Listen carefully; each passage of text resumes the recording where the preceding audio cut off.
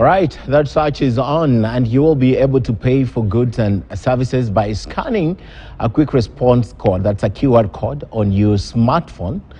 This has been made possible after the Central Bank of Kenya launched the Kenya Quick Response Code Standard 2023 in collaboration with the retail payment industry, as Jasmine Murani explains. In a bid to improve on the efficiency and stability of the national payment system, the Central Bank of Kenya has today launched the Kenya Quick Response Code.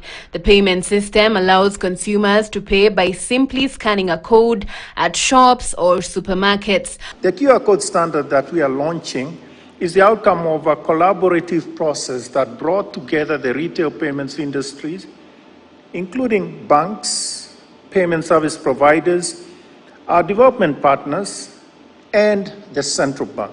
According to the Central Bank, the KEQR provides a unified mechanism for presentation and capture of merchant information.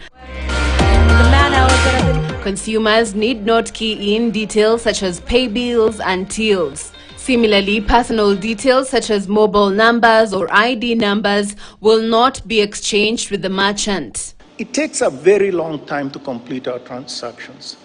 I have to make the point that we in the Central Bank are pretty adamant about that. It needs to be reduced.